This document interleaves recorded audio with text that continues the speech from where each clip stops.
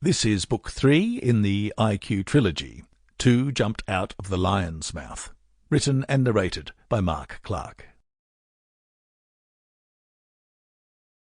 It is 24:15. In a city in the vice-like grip of its dictator, social division based on IQ is marked by coloured overalls. A new Great Wall is under construction to keep lower IQs isolated from the world, but a major problem arises for the tyrant who must seek an answer in London. Treachery abounds and plans for world domination are afoot, and a nasty surprise is in store for delegates of world cities invited to a meeting in the great southern land. This final story tells of a battle for control of the city and for its place in the wider world. Good versus evil comes to a crescendo with satellites and mass destruction, as a dictator seeks world domination, opposed only by a small group of scientists. Two Jumped Out of the Lion's Mouth. Prologue. Exterior. In orbit. The Earth, as viewed from space, fills the screen. The great southern continent is prominent in the lower screen.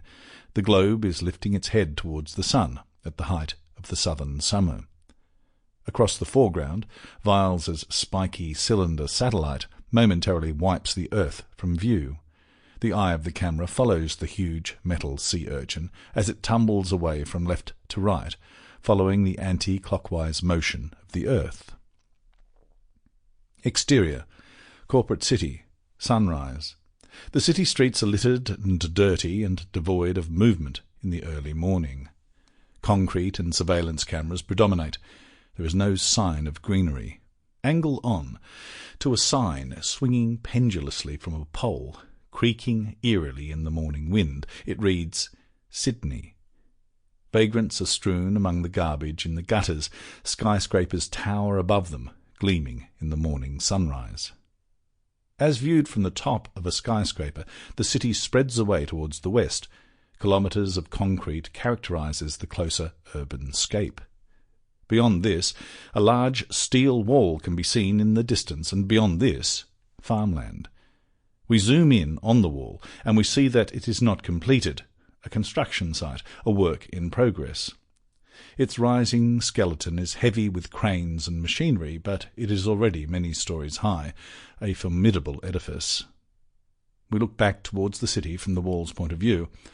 On either side, the vast arms of the growing Great Wall arc to the north and to the south, soon to capture the city within its embrace. Fade out. Chapter 1. Orwell panted and watched Jonathan. His master was wearing a funny pointed hat, and he had a drink in his hand. Orwell watched him stare at the wall calendar for a long time. He watched him push himself away from the wall with a blast of air from his nostrils. He watched him pick up something, not food, from the kitchen bench and tap it against his hand, and he watched him wander into a nearby room. His master temporarily gone, Orwell nestled down to contemplate his next move. Sleep, probably. Jonathan shuffled awkwardly down the short hallway of his small apartment and opened the door to his brother's room. He listened and heard the beauty of deep sleep breathing. His younger brother was all right. He smiled, closed the door, and returned to the lounge room.